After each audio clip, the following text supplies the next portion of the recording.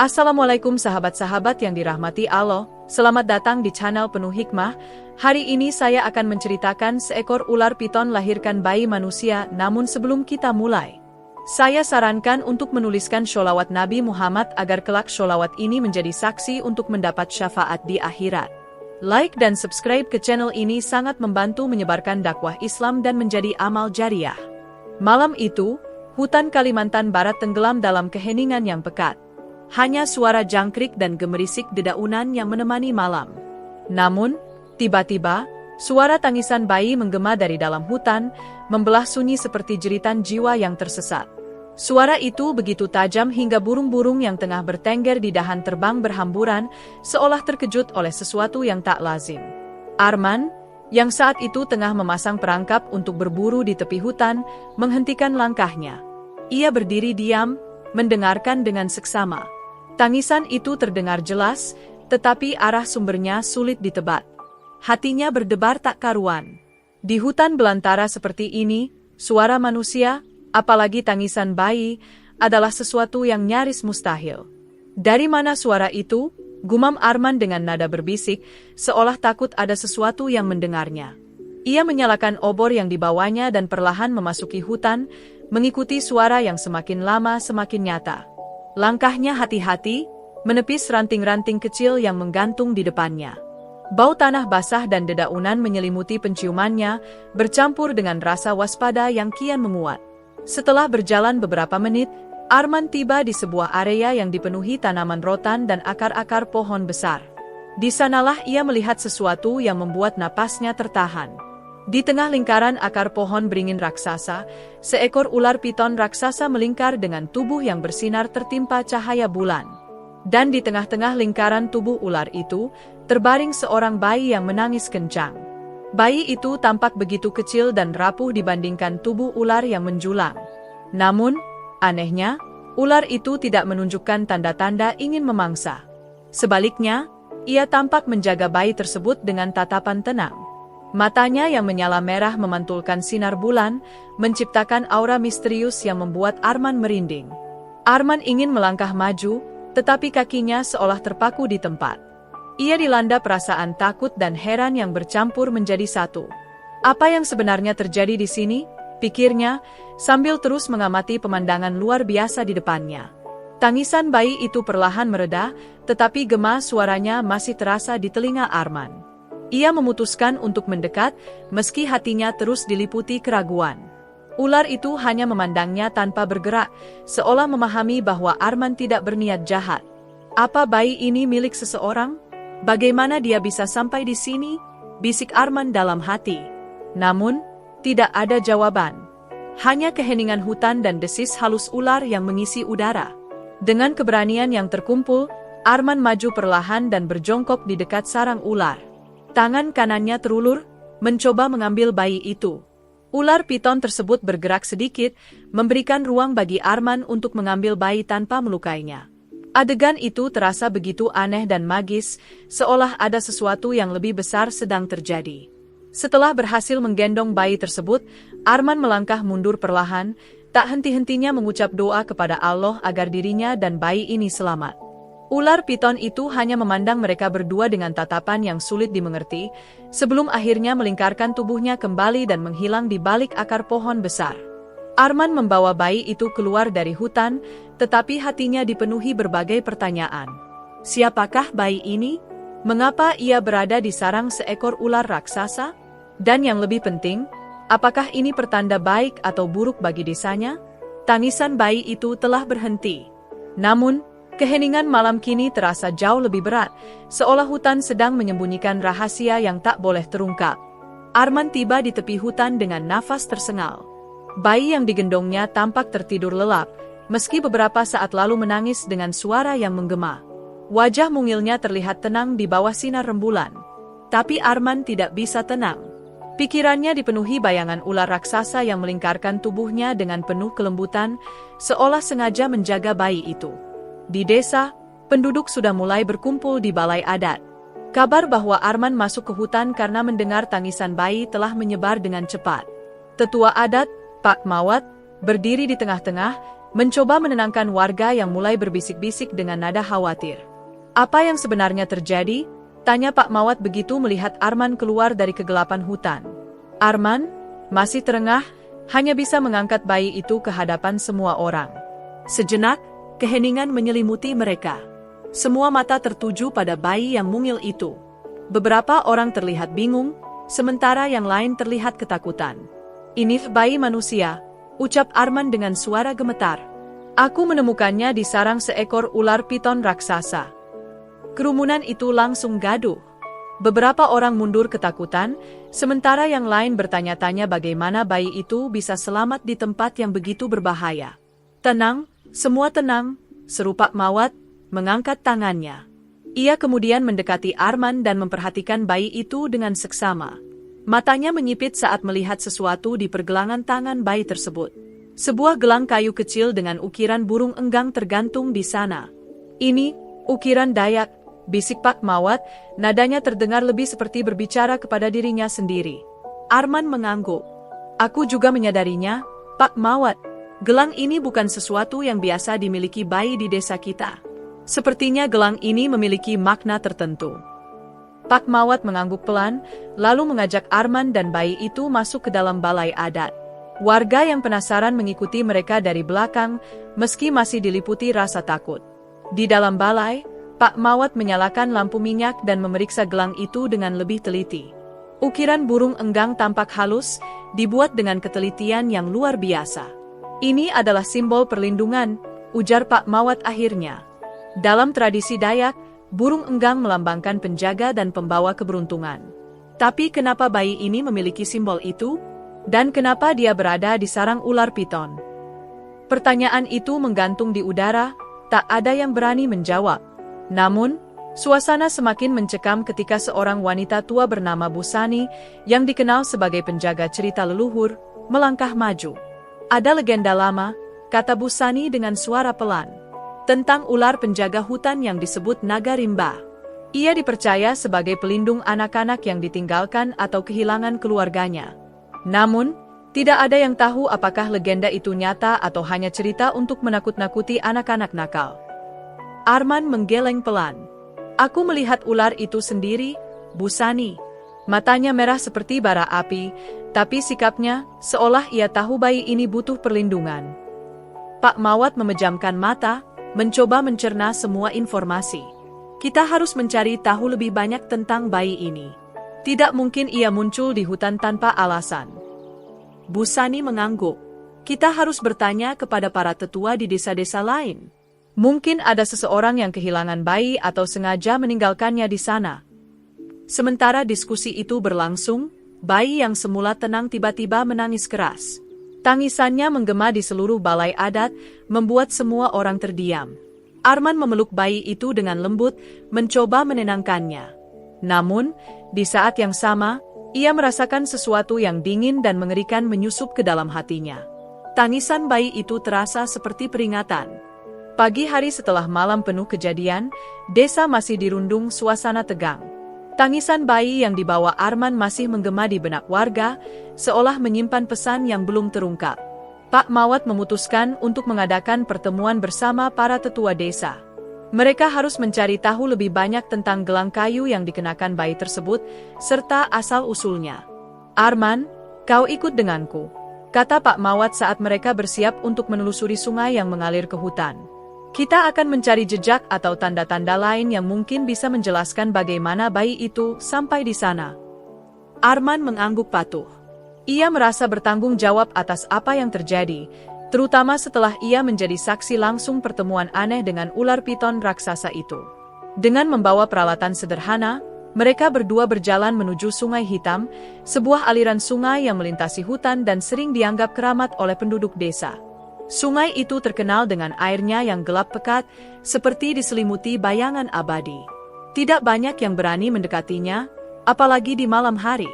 Namun, Pak Mawat yakin bahwa Sungai Hitam mungkin memegang kunci atas misteri ini. Ketika mereka tiba di tepi sungai, matahari baru saja naik, menerangi kabut tipis yang melayang di atas air. Arman mengamati dengan seksama, mencari jejak kaki atau tanda-tanda lain di sepanjang tepian berlumpur. "Pak, lihat ini," ujar Arman sambil menunjuk sesuatu di lumpur. Ada bekas jejak kaki kecil, seperti milik seorang wanita, yang menuju ke arah sungai. Namun, jejak itu berhenti tiba-tiba di tepi air, seolah-olah orang tersebut menghilang begitu saja. Pak Mawat berjongkok, memperhatikan jejak itu dengan penuh perhatian. Jejak ini belum lama. Mungkin dari beberapa hari yang lalu, katanya sambil menghela napas berat. Tapi siapa yang berani datang ke tempat ini? Dan apa hubungannya dengan bayi itu? Arman menggeleng pelan. Tidak ada yang tahu, Pak. Tapi aku merasa, seseorang sengaja meninggalkan bayi itu di hutan. Mungkin mereka tahu tentang legenda naga rimba. Pak Mawat terdiam sejenak, kemudian mengarahkan pandangannya ke aliran sungai yang gelap. Kita harus menyusuri sungai ini. Mungkin ada petunjuk lain. Mereka mulai berjalan menyusuri sungai, menyibak semak-semak dan ranting-ranting yang menghalangi jalan. Udara di sekitar terasa semakin dingin, meskipun matahari sudah cukup tinggi. Arman merasa seolah-olah mereka sedang diawasi, tetapi ia tidak melihat siapapun. Setelah berjalan beberapa kilometer, mereka menemukan sesuatu yang mencurigakan. Di salah satu tikungan sungai, terdapat sehelai kain putih kecil yang tersangkut di ranting pohon. Pak Mawat mengambil kain itu dan mengamatinya dengan teliti. Ini kain selendang, ujarnya. Biasanya dipakai untuk menggendong bayi. Arman merasa bulu kuduknya meremang. Ia tidak bisa mengabaikan kemungkinan bahwa kain itu adalah milik bayi yang sekarang berada di desanya. Namun, jika itu benar, mengapa kain itu ada di sini? Pak Mawat menghela napas panjang. Arman, sepertinya seseorang benar-benar sengaja meninggalkan bayi itu. Tapi alasan mereka melakukannya masih menjadi misteri. Sebelum mereka sempat berdiskusi lebih lanjut, suara gemerisik terdengar dari arah hutan. Arman dan Pak Mawat langsung waspada, memperhatikan sekeliling mereka. Namun, yang mereka temukan hanyalah seekor monyet kecil yang melompat dari pohon ke pohon. Ayo kita kembali ke desa, kata Pak Mawat akhirnya. Kita butuh lebih banyak bantuan untuk menyelidiki ini.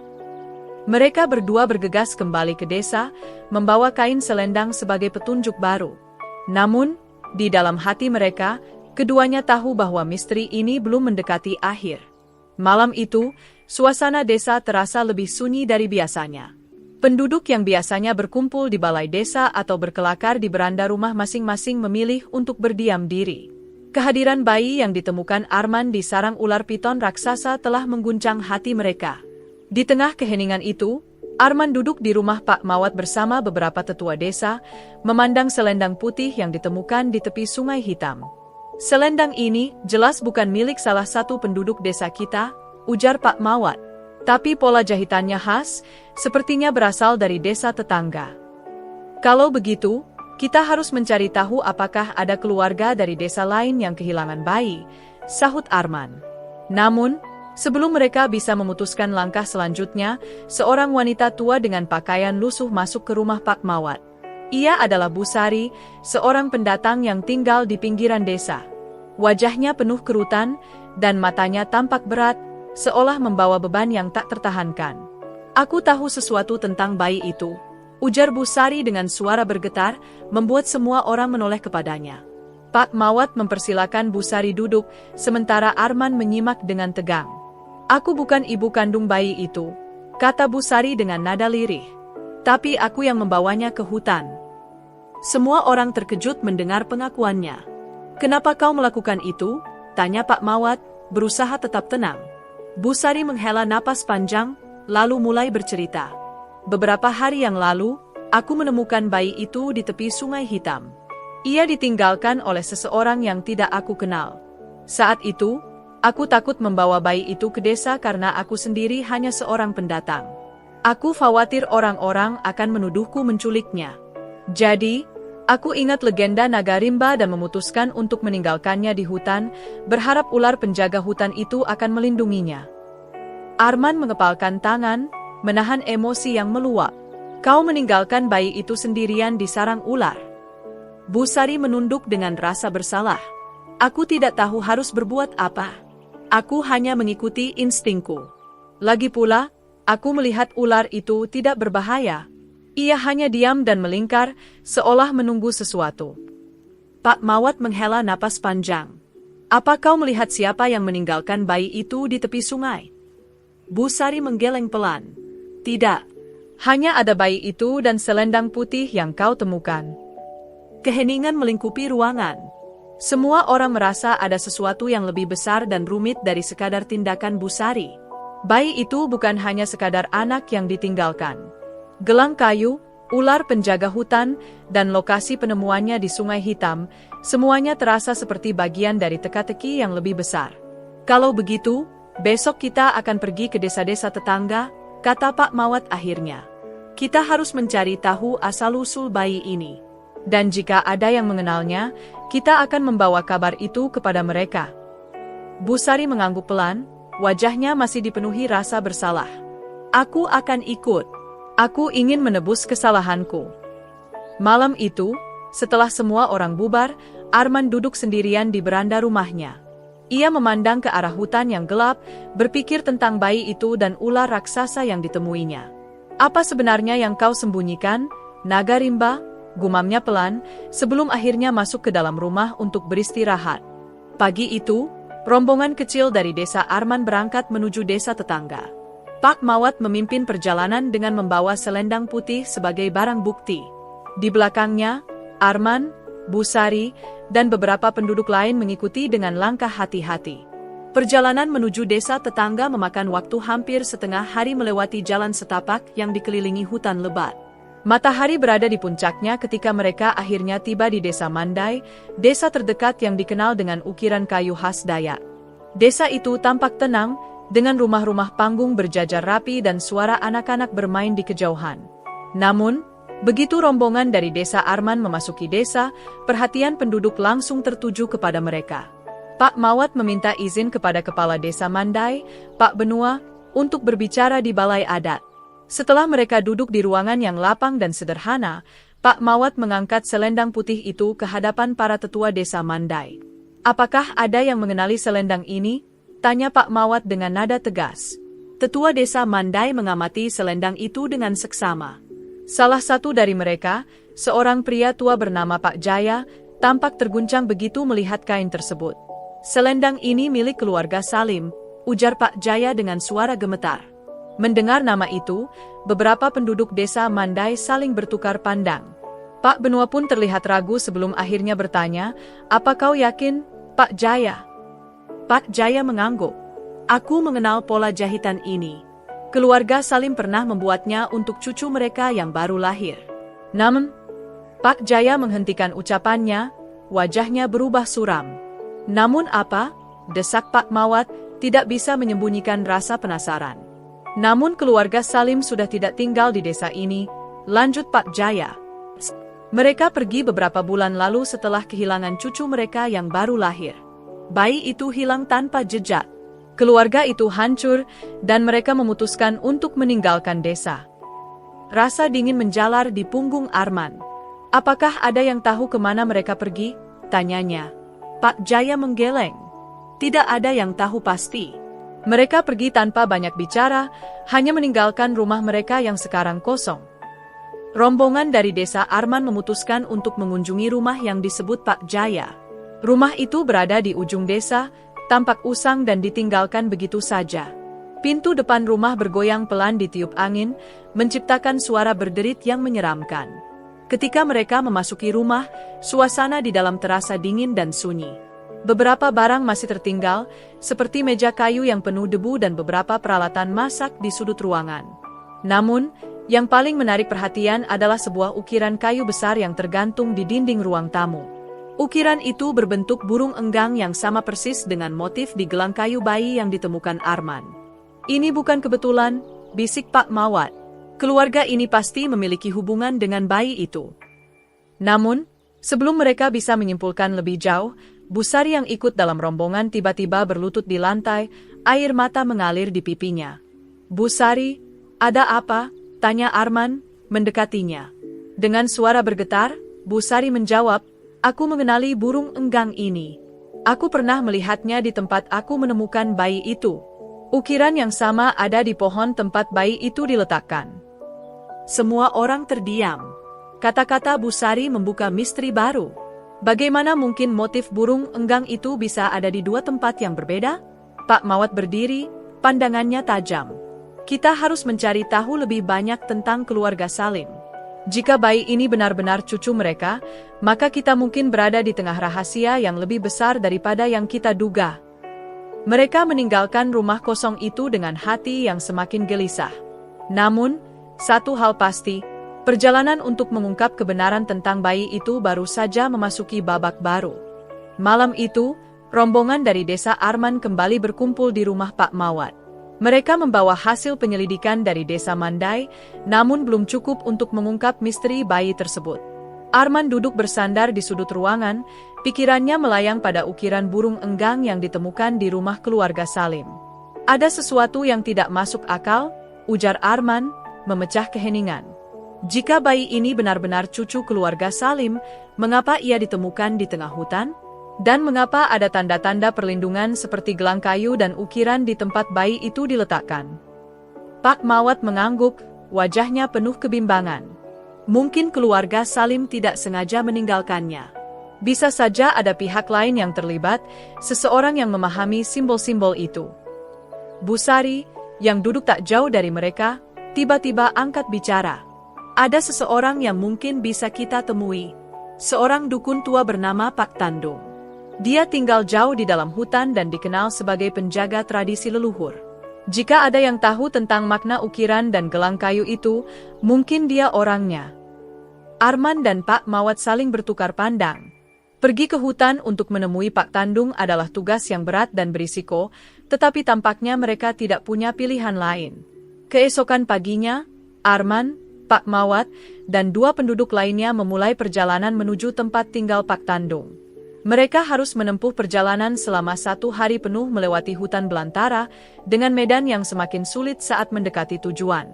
Malam mulai jatuh ketika mereka tiba di sebuah pondok kayu kecil di tengah hutan. Cahaya dari lampu minyak terlihat berpendar dari jendela pondok itu, menandakan bahwa Pak Tandung ada di dalam.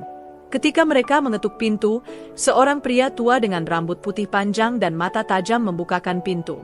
Pak Tandung tampak kurus, namun ada aura bijaksana dan wibawa yang kuat darinya. Kalian membawa pertanyaan besar, ujar Pak Tandung tanpa basa-basi, suaranya dalam dan tenang. Arman mengangguk, menunjukkan gelang kayu dan menceritakan semua yang telah mereka alami. Pak Tandung mendengarkan dengan seksama, matanya tidak pernah lepas dari ukiran burung enggang di gelang itu. Ukiran ini adalah lambang penjaga jiwa, kata Pak Tandung setelah mereka selesai bercerita. Dalam tradisi Dayak, burung enggang dipercaya membawa roh orang-orang terpilih menuju dunia yang lebih tinggi. Namun, ukiran seperti ini jarang sekali digunakan. Hanya anak-anak yang dianggap memiliki takdir besar yang diberi simbol ini. Pak Mawat tampak terkejut. Takdir besar? Apa maksudnya, Pak Tandung? Pak Tandung tersenyum tipis, namun senyumnya penuh misteri. Bayi itu tidak ditinggalkan begitu saja. Ia diletakkan di sana dengan tujuan. Orang yang meninggalkannya tahu bahwa ular raksasa akan menjaganya. Itu adalah ujian, sekaligus perlindungan.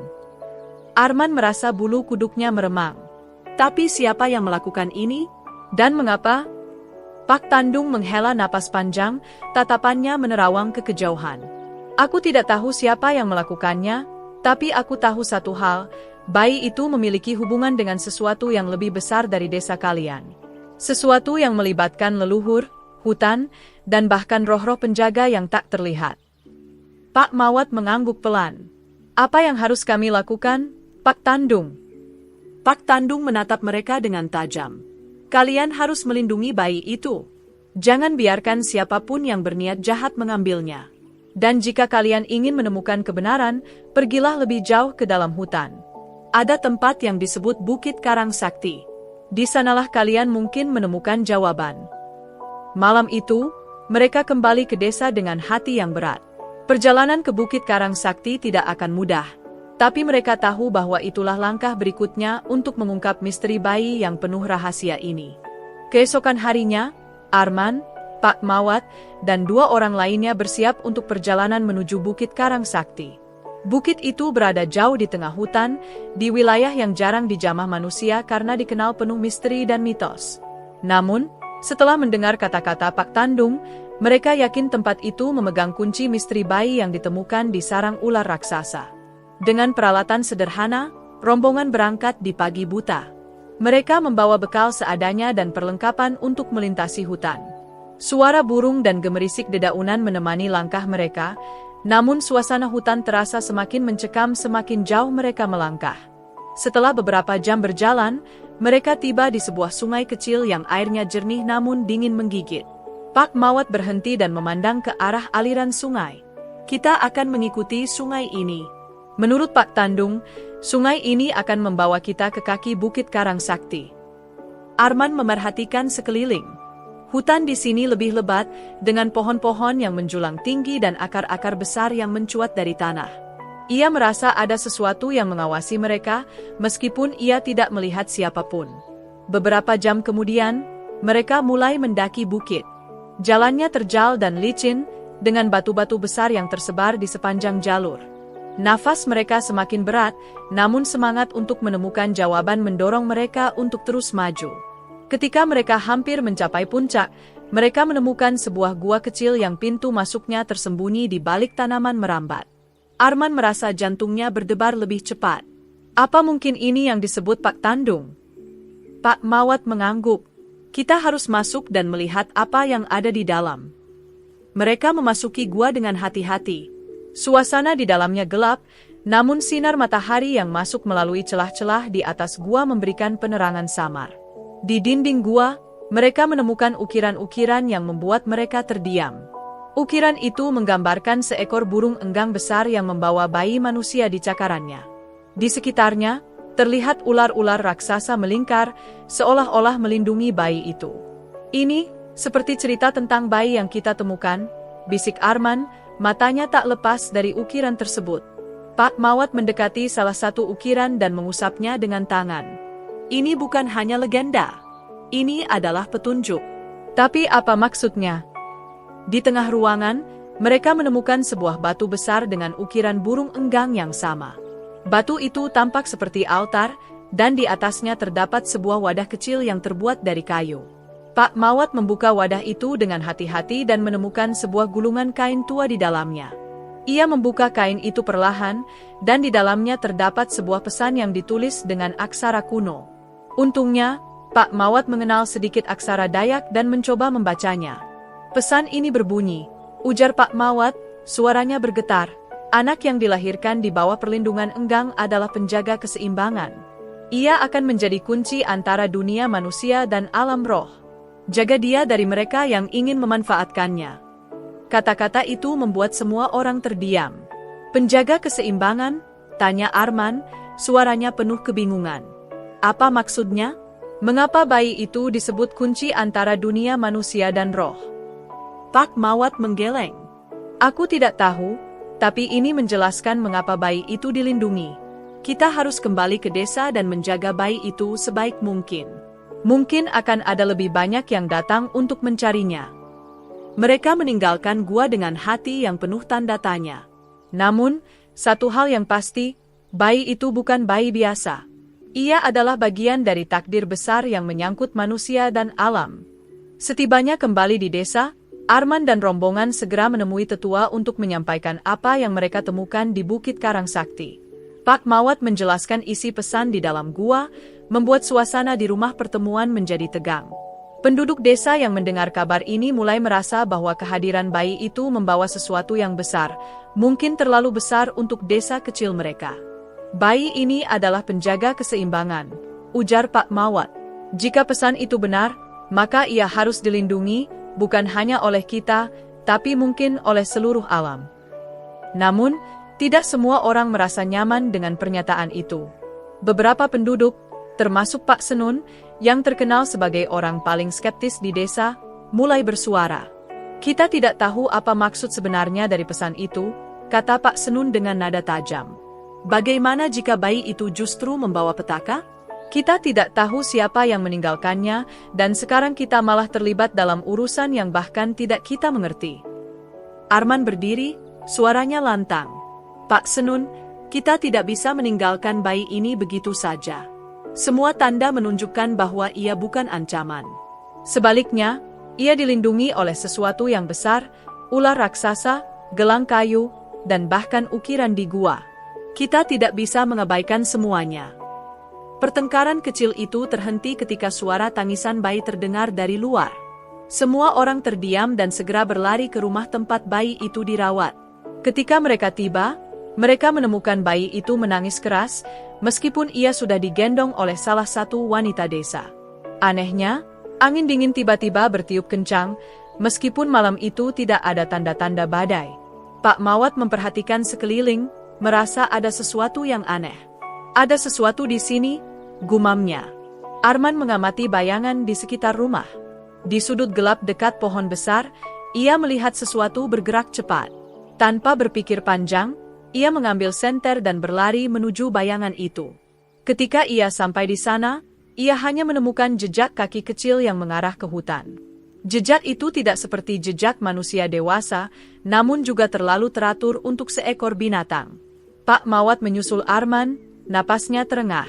"Apa yang kau lihat?" "Jejak," jawab Arman sambil menunjuk tanah.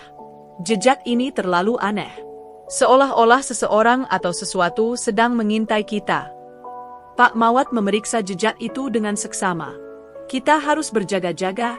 Mungkin bayi ini sudah diketahui oleh pihak lain." Malam itu, penduduk desa berjaga di sekitar rumah bayi. Mereka membuat lingkaran pelindung dengan api unggun dan senjata sederhana. Arman tidak bisa tidur, pikirannya dipenuhi berbagai kemungkinan tentang siapa atau apa yang meninggalkan jejak itu. Ketika fajar mulai menyingsing, suasana desa kembali tenang. Namun, Arman tahu bahwa ketenangan ini hanya sementara. Bayi itu membawa takdir besar, dan itu berarti ancaman besar juga bisa datang kapan saja. "Aku harus menemukan orang yang meninggalkan bayi ini," pikir Arman.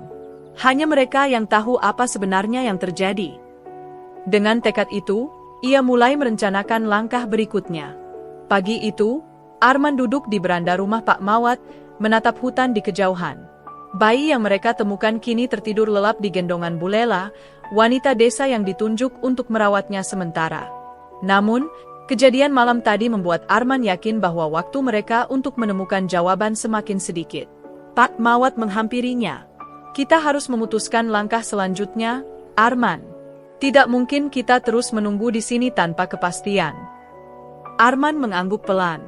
"Kita perlu mengetahui siapa yang meninggalkan bayi ini. Aku ingin kembali ke lokasi tempat aku menemukannya. Mungkin ada petunjuk lain yang kita lewatkan."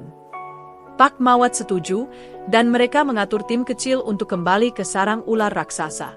Kali ini, Arman, Pak Mawat, dan dua pemuda desa lainnya berangkat dengan bekal dan keberanian. Setibanya di lokasi, suasana terasa berbeda. Sarang itu masih seperti terakhir kali mereka tinggalkan, namun ada sesuatu yang baru. Di dekat tempat bayi ditemukan, ada bekas api unggun kecil yang terlihat masih baru. Pak Mawat memeriksa sisa-sisa api itu. Seseorang ada di sini belum lama ini. Arman menyisir area sekitar, dan tidak jauh dari sarang ular, ia menemukan sebuah potongan kain kecil dengan pola yang mirip dengan selendang bayi. Ia mengambil kain itu dengan hati-hati dan menunjukkannya pada Pak Mawat. "Ini milik bayi itu," kata Arman yakin. Orang yang meninggalkan kain ini pasti tahu sesuatu. Namun, sebelum mereka bisa melanjutkan pencarian, suara gemerisik terdengar dari semak-semak. Mereka segera bersiaga, mengarahkan pandangan ke arah suara. Dari balik semak-semak, muncul seorang pria tua dengan wajah keras dan tatapan tajam. Pria itu membawa tongkat kayu yang dihiasi ukiran burung enggang, mirip dengan gelang bayi. Ia memandang rombongan itu dengan sorot mata yang penuh misteri. "Siapa kalian, dan mengapa kalian berada di tempat ini?" tanya pria itu dengan suara dalam. Pak Mawat maju ke depan. "Kami dari desa Sungai Hitam. Kami mencari tahu tentang bayi yang ditemukan di sini." Mata pria itu menyipit. "Bayi itu seharusnya tidak jatuh ke tangan kalian. Ia memiliki takdir yang harus dipenuhi, dan berada di desa kalian hanya menundanya." Arman merasa darahnya berdesir. "Jadi, kau tahu tentang bayi itu? Apakah kau yang meninggalkannya di sini?" Pria itu tersenyum tipis, tapi senyumnya penuh arti. "Bukan aku, tapi aku tahu siapa yang melakukannya." Bayi itu adalah titisan jiwa besar. Ia dilahirkan untuk menjaga keseimbangan antara manusia dan alam, tapi ada pihak-pihak yang ingin memanfaatkan kekuatannya untuk kepentingan mereka sendiri. Pak Mawat menatap pria itu dengan serius. Jika kau tahu semua ini, mengapa kau tidak melindunginya sendiri? Mengapa bayi itu diletakkan di tempat yang berbahaya? Pria itu menancapkan tongkatnya ke tanah. Karena ular penjaga hutan lebih dapat dipercaya daripada manusia. Tapi sekarang, semuanya berubah. Kalian telah membawanya keluar, dan itu artinya kalian yang harus menjaganya. Arman mendekati pria itu, rasa penasaran membakar di dalam dirinya. Siapa sebenarnya kau ini? Pria itu menatap Arman dalam-dalam sebelum menjawab. Aku adalah penjaga. Tugasku adalah memastikan bahwa bayi itu aman sampai waktunya tiba untuk ia menjalani takdirnya. Arman tidak puas dengan jawaban itu. Apa takdir yang kau maksud? Mengapa semua ini begitu rumit? Pria itu tersenyum tipis lagi. Jawaban itu tidak untuk sekarang, pemuda. Tapi aku akan memberimu satu peringatan. Ada kekuatan gelap yang telah mengetahui keberadaan bayi itu. Mereka akan datang, dan kalian harus siap. Setelah mengucapkan kata-kata itu, pria itu berbalik dan menghilang begitu saja di balik pepohonan, meninggalkan Arman dan rombongannya dengan lebih banyak pertanyaan daripada jawaban. Pak Mawat menghela napas panjang. Kita harus kembali ke desa dan memperkuat penjagaan. Jika apa yang dikatakannya benar, kita akan menghadapi bahaya yang lebih besar dari yang kita duga. Mereka kembali ke desa dengan pikiran yang penuh. Namun, di dalam hatinya, Arman merasa satu hal pasti. Perjuangan mereka untuk melindungi bayi itu baru saja dimulai. Malam itu, desa Sungai Hitam kembali diselimuti keheningan. Namun, tidak ada yang benar-benar merasa tenang. Pesan dari pria misterius yang mereka temui di hutan terus terngiang di kepala Arman dan Pak Mawat. Ancaman tentang kekuatan gelap yang mendekat membuat seluruh desa berada dalam keadaan siaga. Bayi itu, yang kini mereka panggil Bujang, tetap berada di bawah penjagaan ketat. Rumah tempat ia dirawat dijaga bergantian oleh penduduk desa yang bersenjata. Arman bahkan membuat jebakan sederhana di sekitar rumah untuk berjaga-jaga. Namun, di tengah malam, sesuatu yang aneh mulai terjadi. Angin dingin bertiup, membuat api unggun yang menyala di sekitar rumah meredup. Suara burung hantu terdengar lebih sering daripada biasanya, seolah-olah memberi peringatan akan sesuatu. Di tengah keheningan itu, Arman yang sedang berjaga mendengar suara langkah kaki dari arah hutan. Ia segera mengangkat tombaknya, matanya tajam menatap ke dalam kegelapan. Dari mana suara itu? Bisik Pak Mawat yang berada tak jauh darinya. Aku tidak tahu, jawab Arman perlahan. Tapi aku yakin kita tidak sendiri di sini. Suara itu semakin dekat, dan tiba-tiba dari balik pepohonan muncul sekelompok orang dengan pakaian hitam. Wajah mereka ditutupi kain, hanya mata mereka yang terlihat. Mereka membawa senjata tajam dan berjalan dengan langkah tenang namun pasti. Arman segera membunyikan kentongan, tanda bahaya bagi seluruh desa. Dalam hitungan detik, para pria desa keluar dari rumah mereka, bersiap menghadapi ancaman yang datang. Siapa kalian? Apa yang kalian inginkan? Teriak Pak Mawat, suaranya menggema di antara pepohonan. Salah satu dari mereka, seorang pria tinggi dengan suara berat, menjawab dari balik kain penutup wajahnya. Kami datang untuk mengambil apa yang bukan milik kalian. Berikan bayi itu kepada kami, dan kami tidak akan menyakiti kalian. Arman maju selangkah, tombaknya terangkat. Bayi ini tidak akan pergi kemanapun. Siapa kalian sebenarnya, dan apa yang kalian inginkan darinya? Pria itu tertawa kecil, suaranya dingin. Kami adalah pembawa keseimbangan baru. Bayi itu memiliki kekuatan yang bisa kami gunakan untuk mengubah dunia sesuai kehendak kami. Jangan bodoh, serahkan dia, atau kami akan mengambilnya dengan paksa. Kalau begitu, kalian harus melewati kami dulu, seru Pak Mawat, penuh keberanian. Pertarungan pun tak terelakkan. Para pria desa yang bersenjata sederhana melawan kelompok misterius yang tampaknya terlatih. Namun, yang mengejutkan, di tengah kekacauan itu, angin kencang tiba-tiba bertiup, membuat api unggun menyala lebih terang dan menakutkan. Dari dalam rumah, terdengar suara bayi bujang menangis dengan keras. Tangisannya menggema seperti melampaui suara biasa, seolah-olah membawa kekuatan yang tak terlihat. Seketika, para penyerang berhenti, tubuh mereka membeku. Mata mereka terlihat takut, dan mereka saling pandang dengan kebingungan. Salah satu dari mereka berteriak, "Dia melindungi dirinya sendiri. Kita tidak bisa melawan ini." Dalam hitungan detik, mereka mundur, berlari kembali ke dalam hutan tanpa melihat ke belakang. Arman dan penduduk desa terdiam, tidak percaya dengan apa yang baru saja terjadi. Suara tangisan bayi bujang perlahan mereda, dan suasana kembali sunyi. Pak Mawat mendekati Arman, napasnya masih terengah-engah. Apa yang baru saja terjadi? Mengapa mereka tiba-tiba mundur? Arman menggeleng, matanya tertuju pada rumah tempat bayi itu berada. Aku tidak tahu, tapi bayi ini lebih istimewa dari yang kita duga. Mungkin kekuatannya lebih besar dari apa yang kita bayangkan. Malam itu, meskipun ancaman telah berlalu, semua orang di desa tahu bahwa ini hanyalah permulaan. Bayi bujang telah menunjukkan kekuatan misteriusnya, dan mereka harus bersiap untuk apapun yang akan datang selanjutnya. Pagi menjelang dengan udara yang berat.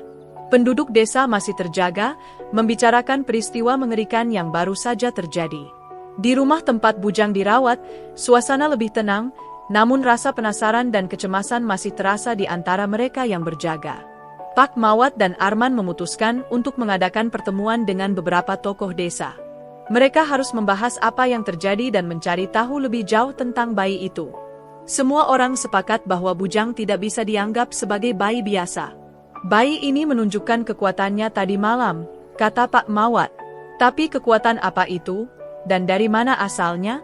Kita tidak bisa terus seperti ini tanpa mengetahui apa yang sebenarnya sedang kita hadapi. Arman mengangguk. Kita butuh lebih banyak informasi. Apa mungkin ada orang di luar desa yang tahu tentang cerita atau legenda yang mirip dengan ini? Pak Tandung, tetua desa yang sebelumnya memberikan petunjuk tentang Bukit Karang Sakti, mengangguk pelan. Ada satu orang yang mungkin bisa membantu kita. Namanya Pak Jati.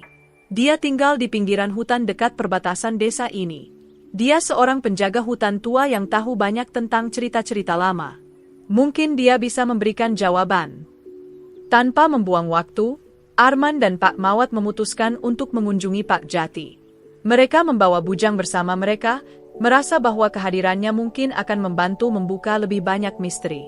Perjalanan menuju Pak Jati. Mereka berjalan selama beberapa jam melewati jalan setapak yang jarang dilalui. Pak Jati tinggal di sebuah rumah kecil di tengah hutan, jauh dari keramaian desa. Rumahnya sederhana, tapi dikelilingi oleh pohon-pohon besar yang menjulang tinggi, memberi kesan bahwa tempat itu adalah bagian dari alam itu sendiri. Ketika mereka tiba, Pak Jati sudah menunggu di depan rumahnya, seolah-olah ia tahu mereka akan datang. Pria tua itu bertubuh kecil, dengan rambut putih yang diikat ke belakang. Matanya tajam, memandang mereka dengan penuh perhatian. Aku tahu kalian akan datang, kata Pak Jati dengan suara berat. Dan aku tahu alasan kalian ke sini. Bayi itu adalah titisan dari jiwa penjaga alam. Pak Mawat terkejut. Bagaimana kau tahu ini, Pak Jati? Pak Jati mengajak mereka masuk ke rumahnya dan mulai bercerita. Ia menjelaskan bahwa legenda tentang titisan penjaga keseimbangan sudah ada sejak ratusan tahun lalu. Penjaga ini adalah makhluk suci yang dilahirkan untuk memastikan bahwa manusia tidak merusak keseimbangan alam. Tapi, lanjut Pak Jati, penjaga ini hanya akan muncul ketika dunia dalam bahaya besar. Ketika manusia mulai melupakan hubungannya dengan alam, penjaga akan datang untuk mengembalikan harmoni. Arman memandang bayi bujang yang tertidur di pangkuannya. Jadi, bayi ini adalah penjaga itu.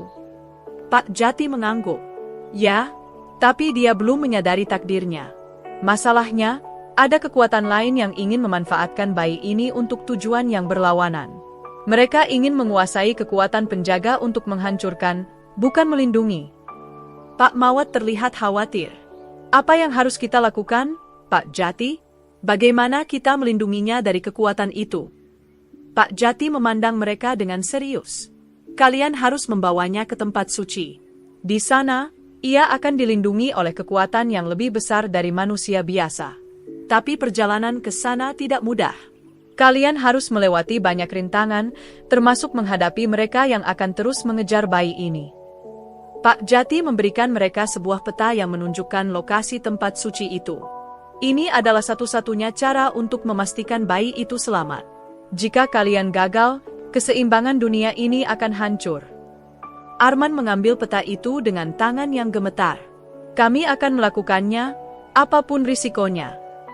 Pak Jati menatap mereka dengan penuh harap. Semoga kalian berhasil. Kalian bukan hanya melindungi bayi ini, tapi juga masa depan dunia. Dengan misi baru di tangan mereka, Arman, Pak Mawat, dan bayi bujang kembali ke desa untuk bersiap. Mereka tahu bahwa perjalanan ini akan menjadi yang paling berbahaya dalam hidup mereka. Namun mereka juga tahu bahwa ini adalah satu-satunya cara untuk menyelamatkan bayi yang telah mengubah hidup mereka selamanya. Pagi berikutnya, suasana di desa terasa berbeda. Semua penduduk berkumpul di alun-alun kecil untuk melepas kepergian Arman, Pak Mawat, dan dua pemuda yang ikut mendampingi mereka. Mereka membawa bayi bujang, yang kini menjadi pusat perhatian dan harapan semua orang. Pak Tandung memberikan doa sebelum mereka berangkat. Semoga Allah melindungi kalian di perjalanan ini. Ingatlah, kalian membawa sesuatu yang lebih dari sekadar bayi. Kalian membawa keseimbangan dunia. Dengan bekal yang cukup dan peta di tangan, mereka meninggalkan desa. Perjalanan menuju tempat suci tidaklah mudah.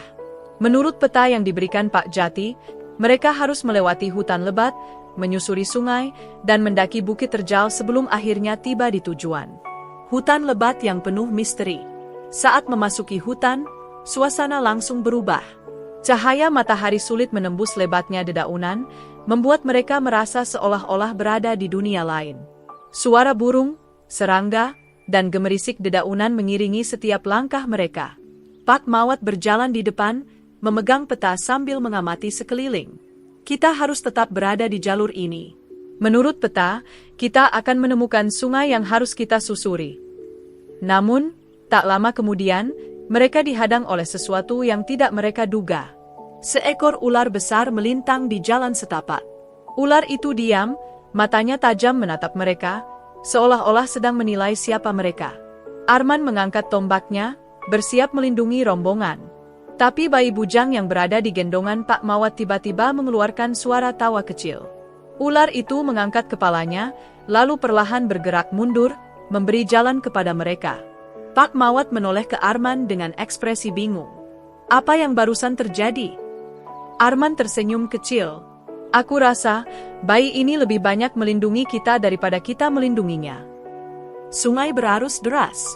Setelah berjalan beberapa jam, mereka akhirnya tiba di tepi sungai yang deras. Di sini, tantangan lain menunggu. Mereka harus menyusuri sungai sambil memastikan keselamatan bayi. Batu-batu licin dan arus yang kuat membuat perjalanan semakin sulit. Di tengah perjalanan, salah satu pemuda terpeleset dan hampir jatuh ke sungai. Arman dengan sigap menangkapnya sebelum arus membawanya pergi. Hati-hati, jalan ini berbahaya, katanya sambil membantu pemuda itu berdiri. Namun, kejadian itu membuat mereka lebih waspada. Dengan penuh kehati-hatian, mereka akhirnya berhasil melewati sungai dan melanjutkan perjalanan menuju bukit. Bukit terjal menuju tempat suci. Mendaki bukit adalah tantangan terbesar mereka sejauh ini. Jalur yang curam dan berbatu membuat langkah mereka melambat.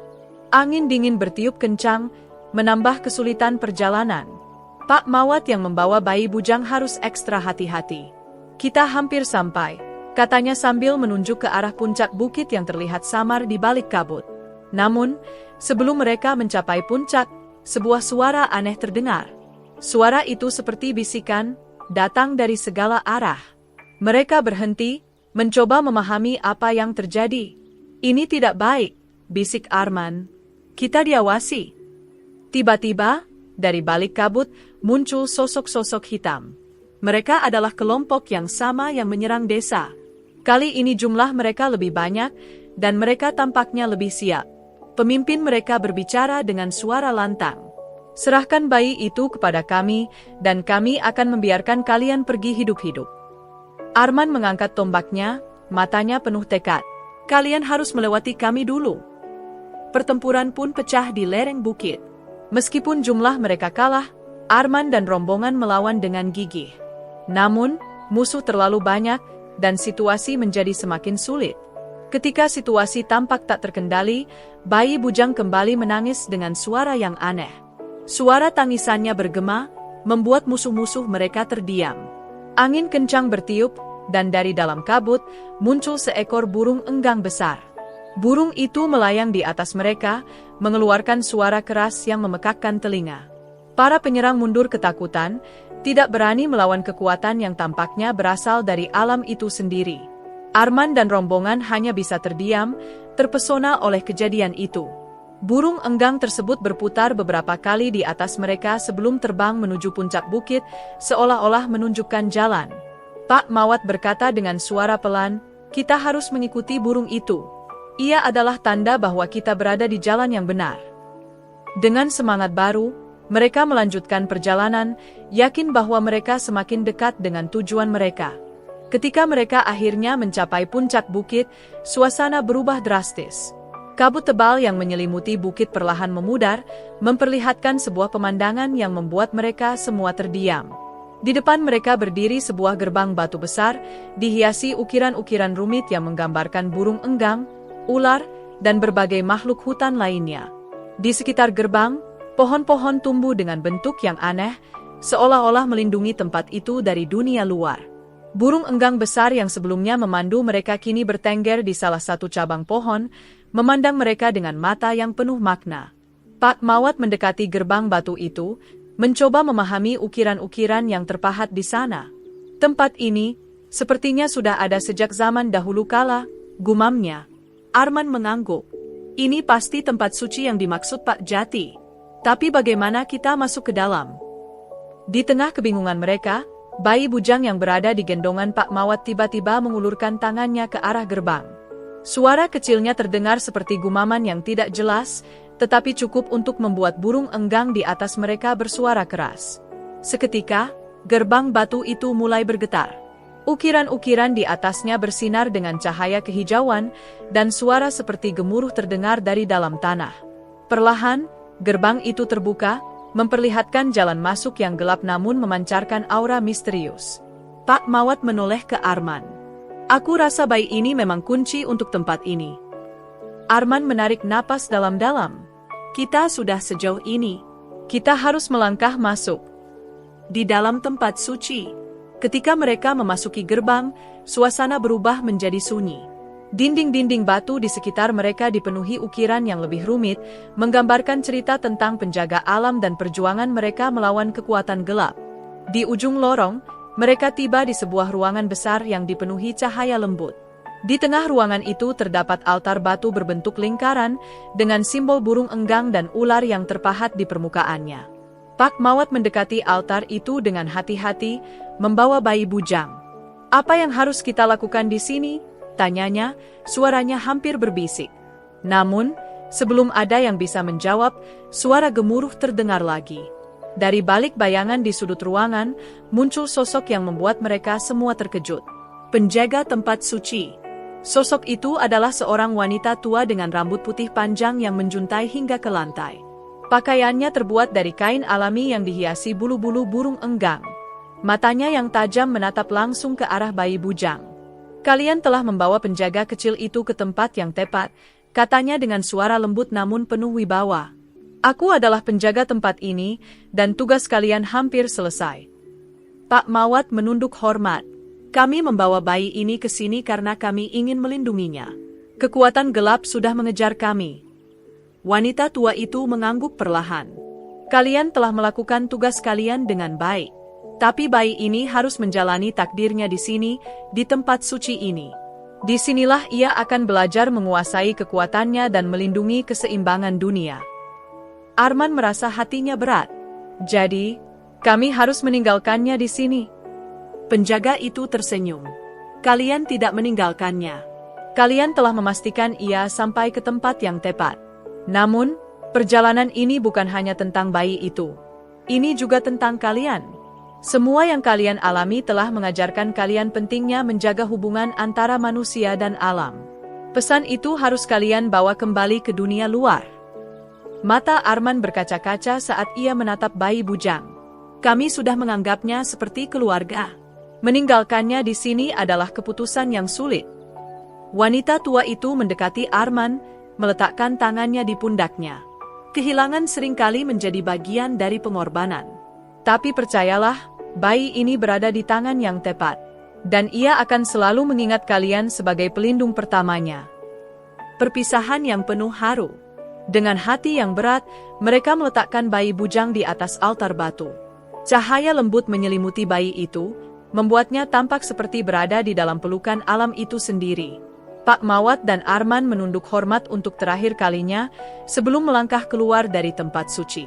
Burung enggang yang sebelumnya memandu mereka kini terbang tinggi, menghilang di balik langit yang cerah. Ketika mereka akhirnya kembali ke desa, suasana terasa berbeda. Mereka telah menyelesaikan misi mereka, tetapi mereka juga tahu bahwa perjalanan ini telah mengubah hidup mereka selamanya. Malam itu, setelah kembali ke desa, Arman dan Pak Mawat duduk di depan rumah Pak Tandung. Perasaan lega bercampur dengan kesedihan karena harus berpisah dengan bayi bujang masih membekas di hati mereka. Namun, mereka juga tahu bahwa takdir bayi itu bukan lagi di tangan mereka. Namun, ketika mereka sedang berbincang, suara langkah kaki terdengar mendekat. Dari arah hutan, muncul sosok yang tidak asing, Pak Jati. Ia datang dengan membawa sebuah kotak kecil yang terbuat dari kayu tua. Wajahnya tampak lebih serius dari biasanya, seolah-olah ia membawa sesuatu yang penting. Pak Jati? Pak Mawat bangkit berdiri. Apa yang membawamu ke sini malam-malam begini? Pak Jati duduk di dekat mereka, meletakkan kotak kayu itu di tanah. Ada sesuatu yang harus kalian ketahui tentang bayi itu, katanya. Arman menatapnya penuh tanda tanya. Apa maksudmu? Bukankah bayi itu adalah titisan penjaga alam seperti yang kau katakan sebelumnya? Pak Jati mengangguk perlahan. Memang benar, bayi itu memiliki kekuatan yang istimewa. Tapi dia tidak datang begitu saja. Dia bukan lahir dari alam, seperti yang kalian pikirkan. Pak Mawat terdiam. Apa maksudmu? Lalu dari mana asal bayi itu? Dengan hati-hati, Pak Jati membuka kotak kayu yang dibawanya. Di dalamnya terdapat secarik kain tua dengan tulisan tangan yang nyaris pudar. Ia menyerahkannya kepada Arman. Arman membaca tulisan itu dengan suara pelan. Bayi ini adalah hadiah untuk manusia. Dia ditinggalkan di hutan agar ditemukan oleh mereka yang berhati baik, untuk dirawat dan dibesarkan menjadi seseorang yang bermanfaat bagi dunia. Mata Arman melebar. Jadi, bayi itu sengaja ditinggalkan. Pak Jati mengangguk. Ya, ada sekelompok orang yang memahami hubungan antara manusia dan alam. Mereka percaya bahwa manusia harus belajar untuk hidup selaras dengan alam. Bayi itu adalah simbol harapan mereka. Mereka menempatkannya di tempat tertentu, memastikan dia ditemukan oleh orang-orang yang layak merawatnya. Pak Mawat menghela napas panjang. Lalu mengapa kekuatan-kekuatan itu mengejar bayi ini? Pak Jati menjelaskan, kekuatan gelap selalu ada di dunia ini, mencoba memanfaatkan apapun yang istimewa untuk tujuan jahat. Tapi mereka tidak bisa menyentuh bayi itu karena dia dilindungi oleh kepercayaan dan niat baik orang-orang yang merawatnya. Itulah sebabnya dia begitu istimewa. Arman terdiam, mencoba mencerna informasi itu. Jadi, bayi itu bukan hanya penjaga alam. Dia adalah harapan untuk masa depan. Pak Jati tersenyum tipis. Benar. Dan kalian sudah menjalankan peran kalian dengan sangat baik. Kalian memastikan dia sampai ke tempat yang aman, tempat dia akan tumbuh dan belajar memahami takdirnya. Tapi jangan lupa, pelajaran yang dia tinggalkan untuk kalian juga penting. Pelajaran tentang menjaga keseimbangan, menghargai alam, dan melindungi yang lemah. Kembali ke kehidupan desa. Kisah bayi bujang menjadi kenangan yang tak terlupakan bagi desa Sungai Hitam. Penduduk desa mulai berubah, perlahan memahami betapa pentingnya menjaga hubungan dengan alam. Mereka merawat hutan dengan lebih baik, menjaga sungai tetap bersih, dan hidup lebih harmonis dengan lingkungan sekitar. Arman dan Pak Mawat, meskipun merindukan bayi itu, merasa bangga dengan apa yang telah mereka lakukan. Mereka tahu bahwa perjalanan mereka bukan hanya tentang melindungi bayi, tetapi juga tentang melindungi dunia yang akan diwariskan kepada generasi mendatang. Di tempat suci, Bayi bujang tumbuh di bawah perlindungan alam dan penjaga tempat itu. Dia akan menjadi seseorang yang membawa perubahan, bukan hanya untuk desa, tetapi untuk dunia yang lebih luas. Dan jauh di dalam hutan, di tempat yang tidak diketahui siapapun, sekelompok orang yang menaruh bayi itu tersenyum puas, mengetahui bahwa harapan mereka telah ditanamkan di hati manusia. Dalam cerita ini, kehadiran bayi bujang sebagai titisan penjaga alam mengajarkan pentingnya menjaga keseimbangan antara manusia dan lingkungan. Hutan, sungai, dan seluruh elemen alam adalah titipan dari Allah yang harus dijaga. Ayat Al-Quran yang berhubungan. Allah berfirman, "Dan janganlah kamu membuat kerusakan di muka bumi setelah Allah memperbaikinya.